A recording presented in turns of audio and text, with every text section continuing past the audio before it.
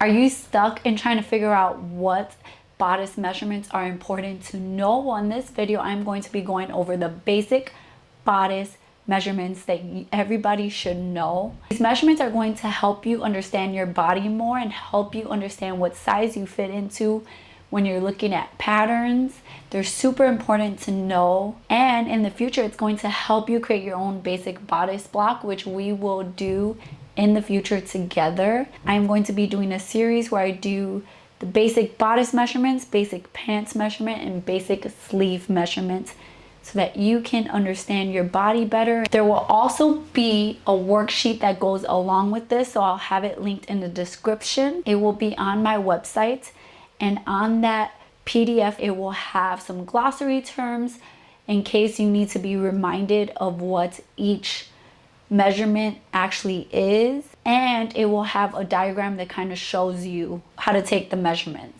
Make sure to refer back to this video, and the PDF will be listed down below. And let's just jump into this video. To take your measurements, you're going to need a measuring tape like these. You can use the retractable ones, look like this, or you can just use the long ones like this. I prefer these over the retractable ones, but that's just me.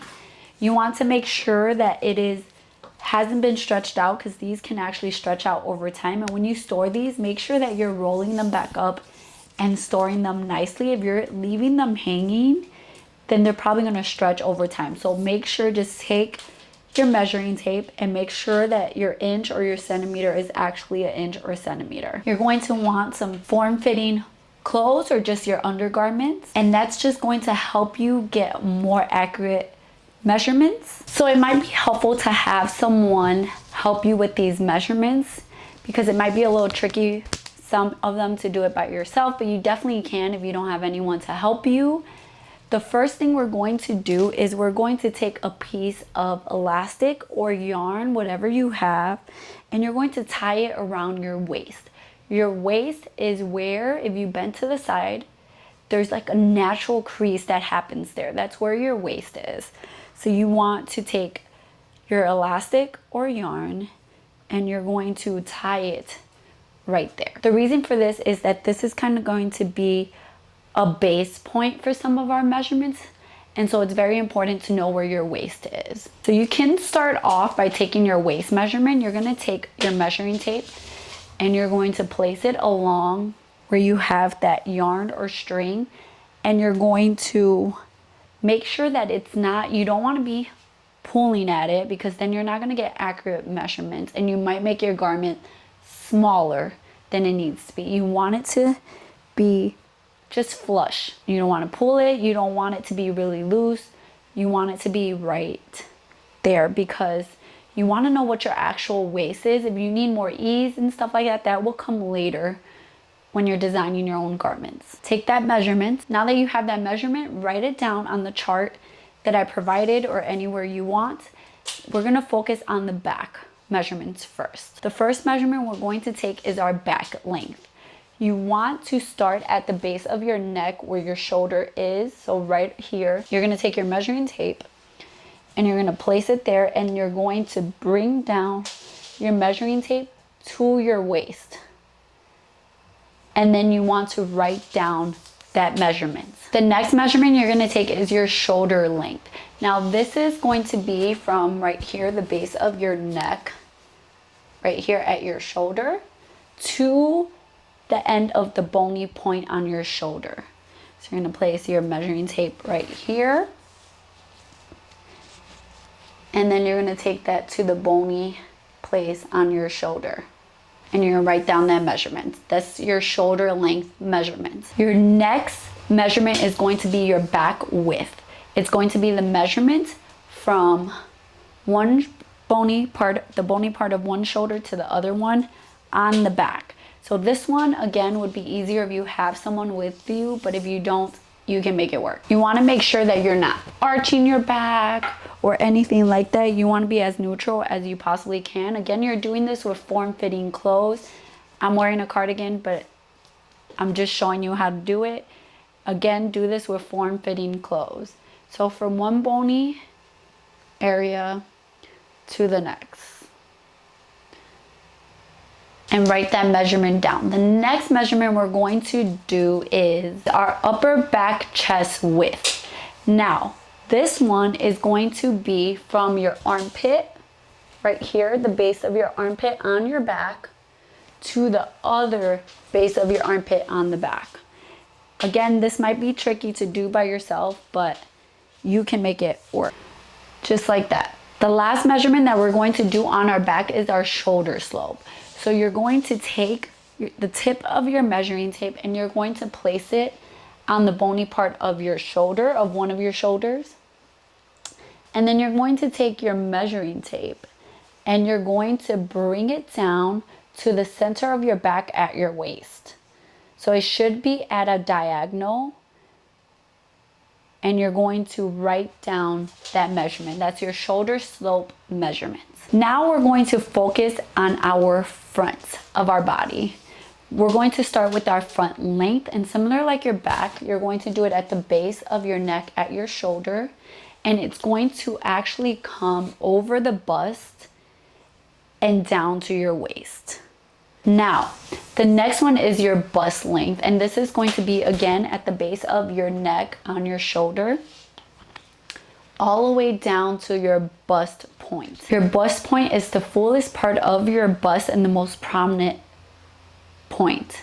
So you're going to take it, putting it on the base of your neck, and then bring it down to your bust point, and you want to take your measurement. This is your bust length measurement. Now you're going to take your front upper chest width, just like the back. You're going from armpit to armpit, right above the bust. And you're going to write that measurement down. The next measurement you're going to want is going to be from bust point to bust point. So again, the fullest point on your bust, and you're going to take that measurement. Now we're going to take our neckline depth measurement, and we're going to start at our clavicle bones here and the center of it, and then you're going to go from there to your bust, one of your bust points, and you're going to take down that measurement. Now we're going to do our shoulder curve height, and we're going to take that bony part of our shoulder and we're going to put our measuring tape there, and then we're going to line down our measuring tape to one of our bust points. So if you're doing your left shoulder, you do your left bust point. If you're doing your right shoulder, you do your right bust point. And again, that's the shoulder curve height. The next measurement is our neck circumference. The neck circumference is going to be taken at the base of your neck, and you're going to go all the way around your neck.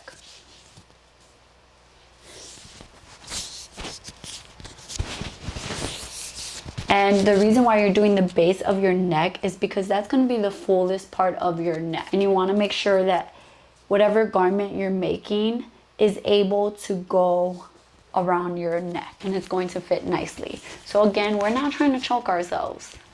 Just let it sit flush. Make sure it's at the base of the neck. The next measurement is going to be our bust circumference. And just like our neck and our waist, we're going at the fullest part of our bust, and we're going to go all the way around.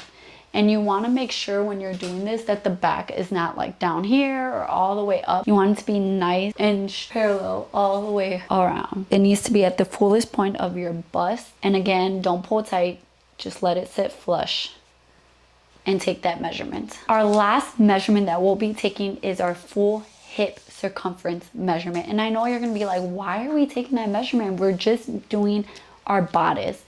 Sometimes shirts, blouses can be long, and you want to make sure that it is fitting that area.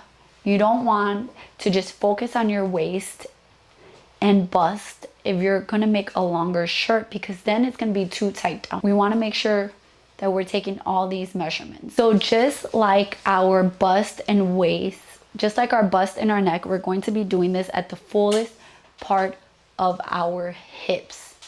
So the fullest part, so not up here, find the fullest part. It will usually be around the middle of your butt, but find where that fullest part is and take your measurement. I'm going to add one more measurement that I think is really important. It's your upper bust measurement. So this is going to be above your bust. And I'll add this to the PDF as well. Again, not pulling tight, but this will help you determine your cup size, because normally to determine your cup size, you subtract your upper bust from your full bust measurement, and the difference there will usually tell you, I'll try to put it in the PDF, will usually tell you what cup size you are. I hope this video was helpful. Please let me know in the comments down below if this video was helpful, if the PDF was helpful. Thank you guys for all the love and support. Make sure you stay tuned for the basic pants measurement video as well as the sleeve measurements. I love you guys, and I'll see you in my next video. Bye guys.